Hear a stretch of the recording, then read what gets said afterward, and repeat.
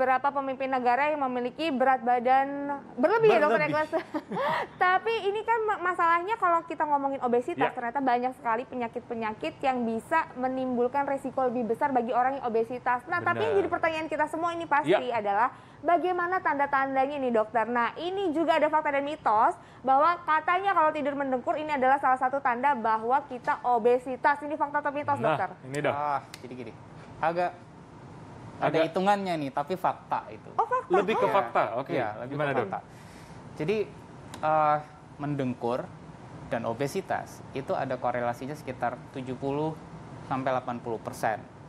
Jadi orang yang obes, yang kelebihan berat badan, itu kalau dihitung-hitung nih, berdasarkan statistik, itu sekitar 70% lebih, itu dikeluhkan oleh pasangannya atau orang yang lihat mereka di rumah, kok mendengkur ya? Gitu. Dan sebaliknya, orang yang mendengkur juga di korelasinya itu, meskipun berat badannya kelihatannya tidak berlebih, tapi sebagian dari orang yang mendengkur itu sekitar 40-50% itu ditemukan obesitas, kelebihan berat badan. Di situ dia berkorelasi.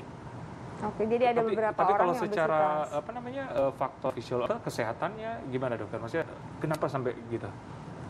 Ingat yang tadi kita sempat bilang bahwa kalau dia ada timbunan lemak, terutama di sekitar saluran napas, itu yang kemudian membuat prevalensi persentase orang-orang yang mengalami timbunan lemak ini lebih besar kemungkinan untuk mengalami snoring, untuk mendengkur. Nah, pada saat tidur, pada saat tidur saluran napas kita itu kan lebih rileks ya, termasuk mulai dari lidah. Nah, karena lidahnya dia ini nutup, dia lipat ke belakang, kemudian celahnya menjadi lebih sempit, maka di situ terjadilah snoring itu, mendengkur itu. Oke, itu yang bisa menyebabkan akhirnya mendengkur. Jadi tadi ada sekali korelasi ya Dokter Ikhlas ya? Ada hubungannya tentunya. Oke. Nah, ini ada beberapa dok olahraga yang katanya untuk jantung. Nah, kita lihat tayangan berikut ini dok.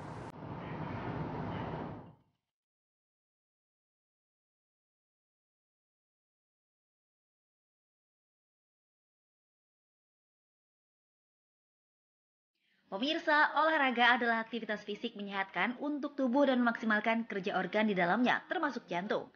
Berikut adalah rekomendasi jenis-jenis olahraga untuk menyehatkan jantung Anda.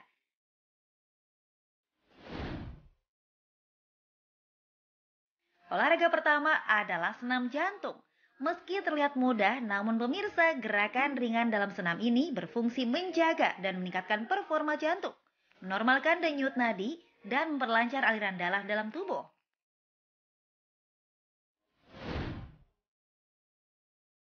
Jenis olahraga berikutnya yang baik untuk jantung adalah bersepeda setiap 30 hingga 60 menit sehari. Pemirsa, tahukah Anda dalam setiap kayuhan seluruh tubuh akan bekerja dan memperkuat kinerja otot jantung sehingga Anda akan terhindar dari risiko serangan jantung.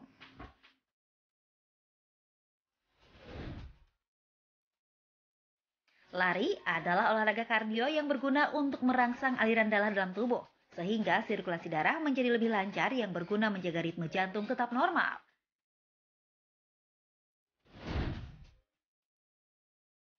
Bagi Anda penggemar olahraga air seperti renang, Anda harus tahu jika bukan hanya organ paru saja yang akan mendapat manfaat dari olahraga ini, namun juga menunjang kebugaran jantung dan pembuluh darah. Berenang turut melatih dan menguatkan otot jantung sehingga jantung akan memompa darah lebih optimal.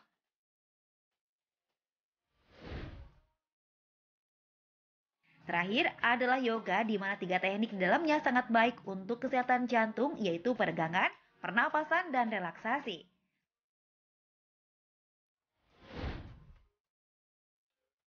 Nah pemirsa, agar jantung Anda tetap sehat, tak ada salahnya Anda praktekkan salah satu olahraga ini. Yes, ayo berolahraga nih, Intan. Harus ya dokter Harus ya. semangat nih. Jadi ternyata banyak sekali olahraga yang memang bagus untuk kesehatan jantung. Dokter Ikhlas. Yang paling simpel ada lari, sepeda, berenang. Ya ayo berolahraga ya. Iya. Nah, dokter, untuk orang obesitas nih, olahraganya harus seperti apa dok yang cocok? Kadang-kadang berkaitan dengan berat badan kan dan luasnya badan gitu dan persendian. Susah menumpu badan ya. Benar. Jadi kalau ditanyakan olahraga ya, tadi yang sudah ditayangkan itu sebenarnya udah pas lah. Untuk obesitas juga? Iya. Sebenarnya olahraga itu adalah kita starting dari mana aja yang dimungkinkan untuk bergerak. Itu dulu. Ya, bergerak. Nanti pelan-pelan dia mau tingkatkan temponya, mau tingkatkan intensitasnya, itu boleh. Tapi saya sarankan bahwa selayaknya pada saat olahraga, terutama mereka yang obesitas atau punya penyakit tertentu, itu dipantau sama dokter. Dia dalam arahan dokternya nih, kira-kira, oh kalau dilihat bentuknya nih, dilihat historinya, dilihat rekam jejak kesehatan, ini kayaknya kita starting dari jalan kaki dulu. Ya, kalau ternyata sudah bisa dengan jalan kaki, dia intensitasnya bisa 1 kilo. Nah, coba Pak dengan lari kecil, ya, lari kecil. Nanti dilihat tuh kemampuan orang per orang. Kalau ternyata dia bisa sepedaan, oke, dia bisa 5 menit. Kemudian nanti dia bisa tambahkan lagi 10 menit, 15. Kalau masih bisa, masih sanggup, oke. Tapi juga ada kadang-kadang dokternya kemudian akan menyarankan, tolong jangan lebih dulu dari berapa lama gitu? 30 menit, jangan lebih dulu. Kita lihat dulu. Ada intensitasnya. Ya. Karena kalau berlebihan pun akhirnya nanti badannya nggak siap, dia akan secara ini mungkin kaget, malah bisa cedera. Kenapa bisa gitu? cedera atau bahkan mungkin fatal ya kalau nggak dipantau dan melanggar anjuran itu. Bertahap dan terkontrol. Bertahap dan Nah dokter, ini kan terkait dengan pergerakan orang-orang obesitas saat olahraga juga. Ini katanya kalau kita udah obesitas, kelebihan berat badan, dapat meningkatkan tekanan pada sendi-sendi yang menyebabkan osteoartritis. Ini fakta atau mitos dokter? Fakta juga ya? Hitungannya begini, jadi kelebihan 1 kilo, maka kalau osteoartritis itu kan dia terutama paling sering dikeluhkan itu di lutut ya, di persendian di lutut itu. Maka kelebihan sekilo itu akan menambahkan beban 3-4 kilo di lutut itu. Kelebihan sekilo dari berat badan idealnya, maka dia akan menambahkan beban di lututnya 3-4 kali. Oh, 3-4 kali. Jadi kalau dia kelebihan 10 kilo, misal orang 100 cm tingginya, kan kita harap itu beratnya mungkin sekitar 65-70 ya. Nah, kalau dia 80 kilo, berarti ada kelebihan 1 kilo. Nah, kalikanlah beban yang ditanggung oleh lutut itu 3-4, tambahan 30-40 kilo. Oke. Dan itu jangka panjang akan bikin osteoartritis. Osteoartritis jangka panjangnya. Oke, nah ternyata memang obesitas ini memang kita perlu cegah dan waspada ya. Perlu dibalik arahnya, perlu digeser kiri timbangannya. Iya, geser ke kiri timbangannya. Jangan geser ke kanan, tapi pokoknya target kita geser ke kiri. Geser kiri. Nah dokter, ini kan kalau untuk orang mungkin mencegah obesitas, kita sudah tahu ya lifestyle-nya. Nah bagi orang sudah terkena obesitas nih dokter, ini bagaimana sarannya supaya kualitas hidupnya tetap optimal dan juga terjaga nih dokter? Pakai 5 poin lah. Ya. Oke. Pertama dia harus punya mindset dulu. Nih, berat badan berlebih ini tidak bagus dan bisa diperbaiki. Jadi bukan hanya menyesali bahwa kok ini berat badannya lebih, saya mau ngapain, ini malah bikin sakit macam-macam. Jadi mindsetnya dulu. Kemudian yang kedua, cari teman barangkali. Cari teman untuk ngajakin dia olahraga, ingetin makannya, makannya jangan terlalu banyak ini. Komunitas yang baik.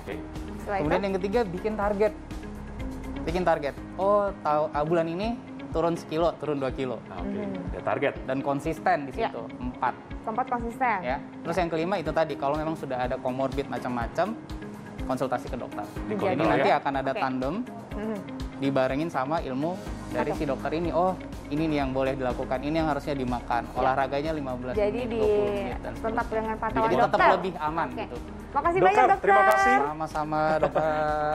Dan pemirsa, waktu jualah yang memisahkan kita tidak terasa sudah 1 jam. Tetap saksikan Hidup Sehat setiap Senin sampai Jumat jam 9 pagi di TV One. Yes, betul sekali. Saya Intan Salmadina. Dari Trackless Indonesia. Hidup Sehat.